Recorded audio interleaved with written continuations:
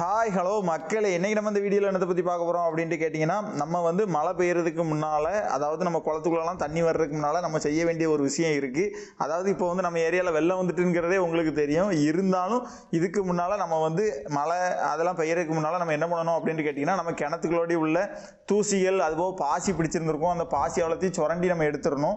அந்த கிணத்துல கிடக்கக்கூடிய வாழை மடலை அழுவுனது, அதுபோக சின்ன சின்ன கல் மண்ணுலாம் கிடக்கும், சின்ன பிள்ளைகள்லாம் போனது அது தூக்கி போட்டுருந்துருக்கும். அதுபோக பாசிலாம் வளர்ந்து அது காஞ்ச உடனே அப்படி சுருண்டு சுருண்டு உள்ளக்கு மொத்தமாக அட்டையாக கிடக்கும். இதை அவ்வளோத்தையும் அள்ளி வெளியே போடணும். எதுக்காக அப்படின்ட்டு கேட்டிங்கன்னா, நமக்கு வந்து குளத்துல தண்ணி வந்த பிறகும் அதுபோக மழை பெய்ய ஆரம்பித்த பிறகு நம்ம கிணத்துல ஊற்றடிக்க ஆரம்பிச்சிடும். அப்புறம் ஊற்றடிக்க ஆரம்பிச்சது நம்ம கிணத்து தண்ணியை எடுக்கும்போது அந்த கிணத்துல உள்ள தண்ணி தான் ஃபஸ்ட்டு காலியாகும். அதுக்கு பிறகு தான் போருக்குள்ளேருந்து தண்ணி எடுக்க ஆரம்பிக்கும். அப்படி கிணத்துலேருந்து தண்ணி எடுக்கும்போது அந்த பாசி அட்டை கல் அதுபோக இந்த சின்ன சின்ன தூசிகள்லாம் இருக்கும் சொன்னாலும் அந்த தூசிகள்லாம் மோட்ரு பாதலோடு ஏறி நேராக நம்ம ஃபில்டருக்கு வந்து சேர்ந்துடும். அப்படி ஃபில்டருக்கு வந்து சேர்ந்துச்சு அப்படின்னா நமக்கு அடிக்கடி அடைப்பு ஏற்படும். அதனால் அந்த ஃபில்டரை அடிக்கடி எடுத்து நம்ம கழுவி போட வேண்டிய சூழ்நிலை வரும். இந்த மாதிரி கோடை டைம்லேயே நமக்கு தண்ணி வர போகிறது முன்னாடி எப்படி ஒரு 2 நாளைக்கு முன்னே அனௌன்ஸ் பண்ணிடுவாங்க. அதை கணக்கு பண்ணி நம்ம என்ன பண்ணணும் அப்படின்னு கேட்டிங்கன்னா, கிணத்துல ஃபுல்லாக உள்ள தூசி அவ்வளோத்தையும் நம்ம சுரண்டி அதை மண் மாதிரிலாம் வரும், அதை அவ்வளோத்தையும் மொத்தமாக அள்ளி சாக்காக எடுத்து நம்ம வெளியே அள்ளி தட்டிடணும். அதுக்கு அடுத்த கட்டமாக என்ன பண்ணணும் அப்படின்ட்டு கேட்டிங்கன்னா, சரி நம்ம ஃபில்டரை கழுவி மாட்டோம் அதுதான் வேலையா அப்படின்லாம் கிடையாது. நம்ம வந்து இந்த மாதிரி தூசியை க்ளீன் பண்ணாமல் விட்டுட்டோம் அப்படின்னா ஃபில்டர் அடிக்கடி அடைக்க ஆரம்பிச்சிடும். அப்படி அடிக்கடி அடைக்க ஆரம்பிச்சது அப்படின்னா நம்ம தோட்டத்தை விட்டு வேறு எங்கேயும் போக முடியாது. நம்ம மோட்டரும் பக்கத்துலேயே இருந்து ஃபில்டரை கழுவி போட வேண்டியிருக்கும். அப்படி நம்ம கழுவாமல் கவனிக்காமல் விட்டுட்டோம் அப்படின்ட்டு கேட்டிங்கன்னா, ஒன்று ஃபில்டர் அடி வாங்குவோம். ஃபில்டர் அடி வாங்கிச்சு அப்படின்னா நம்ம சொட்டு நீர் பைப் போகலாம். அடுத்த கட்டமாக அடைப்பட்டு நம்ம சொட்டு நீர் பைப் போகலாம், வேஸ்ட்டாக போகிறதுக்கும் அதிக அளவு வாய்ப்பு இருக்குது. அடுத்த கட்டம் நமக்கு ஃபில்டர் அடி வாங்காமல் ஃபில்டர் ஃபுல்லாக அடைச்சிட்டு அப்படின்னு கேட்டிங்கன்னா நமக்கு மோட்ரு பைப்பு அவ்வளவுமே உடஞ்சிரும், டோட்டலாக டேமேஜ் ஆகிறதுக்கு அதிக அளவு வாய்ப்பு இருக்குது. அதனால் நம்ம வந்து இந்த மாதிரி இருக்கிற தூசிகளை அவ்வளோத்தையும் எடுத்து நம்ம அதையும் வாழைத்தூர்க்கு வச்சோம், அது நமக்கு நல்ல ஒரு உரம் தான். அதனால் முதல்ல நம்ம கிணறுகளை வந்து சுத்தம் பண்ணணும். உடனே நீங்கள் நினைப்பீங்க கிணத்துக்கு கீழெலாம் தண்ணி போகுமா அப்படின்ட்டு நீங்கள் கேட்பீங்க. கோடை காலத்தில் வந்து கிணத்துக்கு கீழே தான் தண்ணி போகும். நம்ம போருக்குள்ளே இருந்து தான் தண்ணி எடுக்க வேண்டிய சூழ்நிலை வரும். அப்படி போருக்குள்ளே இருந்து தண்ணி எடுத்தால் நமக்கு என்ன நடக்கும் அப்படிங்கிறதையும் நான் சொல்லியிருந்தேன். இந்த ஓவர் அடிக்கும் அப்படிங்கிறத பற்றி நான் அந்த இதெல்லாம் சொல்லியிருப்பேன். ஓவர் அடிக்கிறதுனா வேறு ஒன்றும் கிடையாது, அந்த வாழை தூரை சுற்றி வெள்ளையாக உப்பு உறைஞ்ச மாதிரி இருக்கும், அதுதான் ஓவர். இந்த ஓவர் வந்து எதில் இருக்கும் அப்படின்னு கேட்டிங்கன்னா, அந்த தண்ணியில் வந்து உப்போட அளவு வந்து கொஞ்சம் இருந்துச்சு அப்படின்னு கேட்டிங்கன்னா அது வந்து ஓவராக மாறிடும்.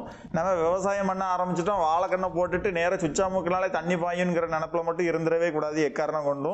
ஏன்னா நம்ம சுற்றி உள்ள பொருட்களை அவ்வளோத்தையும் க்ளீனாக நீட்டாக வச்சுருந்தா மட்டும்தான் நம்ம எங்கேனாலும் தைரியமாக போகலாம். எந்த இடத்துலையும் நம்ம இப்போ ஒரு சுவிட்சை போட்டோம் மோட்ரு எனி டைம் ஓடிக்கிட்டு இருக்கோம் அப்படிங்கிற எண்ணத்தில் இருக்கணும். அப்படின்னா நம்ம கிணறு எல்லாத்தையும் க்ளீனாக சுத்தம் பண்ணி வச்சுட்டு அடுத்த கட்டமாக அந்த போர்வெல் ஓட்டையை சுற்றி நம்ம புதுசாக கொசுவலை வாங்கி அதை சுற்றி கட்டி வச்சிடணும். இது வந்து எதுக்காக அப்படின்ட்டு கேட்டிங்கன்னா, கொஞ்சம் பெரிய அளவு பார்ட்டிகிள்ஸ்லாம் இருந்துச்சு அப்படின்ட்டு கேட்டிங்கன்னா அந்த பார்ட்டிகிள்ஸ்லாம் அதில் வந்து தடுத்து நின்றுக்கூடும். அதை தாண்டி நமக்கு மோட்டருக்குள்ளே போகாது. ஃபில்டரையும் ரொம்ப அடி வாங்க வைக்காமல் ஃபில்டரையும் நம்ம காப்பாற்றிக்கிடலாம். அதனால் கிணத்தை வந்து ஒவ்வொரு வருஷமும் நம்ம வந்து சுத்தம் பண்ணுறது நம்மளோட மெயின் கடமையாக இருக்கணும். அப்போ தான் நம்ம வந்து மோட்ரு ரூமு பக்கத்துலேயே நிற்காமல் மோட்ரு போட்டு விட்டுட்டு ஒவ்வொரு வாழையாக தோட்டத்தையாக கரெக்டாக பார்த்து எல்லா வாழைக்கும் தண்ணி கரெக்டாக பாயுதா அப்படிங்கிறதெல்லாம் நம்ம கரெக்டாக பார்க்க முடியுமே தவிர, அதுபோக இப்போ வந்து நமக்கு வாழை சின்ன வாழையாக தான் இருக்குது. இருந்தாலும் நம்ம வந்து போன வருஷம் தார் வெட்டிகிட்டு இருக்கிற டைமில் காத்தடி காலம் வரும், வைகாசி மாதம். அந்த டைம்லலாம் என்ன பண்ணோம் அப்படின்னு கேட்டிங்கன்னா, அந்த வாழை மடல் அவ்வளோ நல்லா காஞ்சிதுன்னா சருவாகி கிழிஞ்சு காற்றுல பறக்க ஆரம்பிக்கும். அது அவ்வளவுமே நம்ம கிணத்துக்குள்ளே தான் உளுந்து கிடக்கும். கிணத்துல தண்ணி இல்லாத காரணத்தால் அது மேலோடி மேட்டாப்பில் தான் கிடக்கும், அது போருக்குள்ளே போக வாய்ப்பு இருக்காது. ஆனால் அடுத்த கட்டமாக நமக்கு தண்ணி வரும்போது நம்ம போர் தண்ணியை இழுக்கும்போது நேராக கிணத்துக்குள்ள உள்ள தண்ணி அவ்வளோத்தையும் உறிஞ்சிட்டு தான் அடுத்த கட்டமாக போருக்குள்ளேருந்து தண்ணி எடுக்க ஆரம்பிக்கும் அந்த மோட்ரு. அப்படிங்கும்போது இந்த கிணத்துல உள்ள அவ்வளவு அந்த சருவு அதுபோக சின்ன சின்ன பார்ட்டிகிள்ஸு, இந்த கம்பு உடஞ்ச தூசி, அதுபோக கம்புக்கு மேலே உள்ள தோல், அது கண்ணாடி தாள், அதுபோக அந்த மாதிரி பொருட்கள் அவ்வளோ நிறைய அதில் கிடக்கும். அதை அவ்வளோத்தையும் உள்ளே இழுத்துச்சு அப்படின்னா நேராக போர் குழிக்குள்ளே போய் நமக்கு வந்து அந்த மோட்டரில் உள்ள குட்பாலை வந்து அடைக்கிறதுக்கு அதிக வாய்ப்பு இருக்குது. அந்த குட்பாலை அடைக்காமல் இருக்கணும்னாலும் நம்ம வந்து கொசு வலையை சுற்றி போட்டு வருஷத்துக்கு ஒருக்க கொசு வலை மாற்றுறதுல வந்து நம்ம எதுவும் கெட்டு போகிறது கிடையாது. அதனால் அந்த கொசு வலையும் வாங்கி சுற்றி நம்ம அடைச்சிட்டோம் அப்படின்ட்டு கேட்டிங்கன்னா எந்தவித பயமும் இல்லாமல் நம்ம மோட்டரை போட்டு கரெக்டாக தண்ணி பாய்க்கலாம்.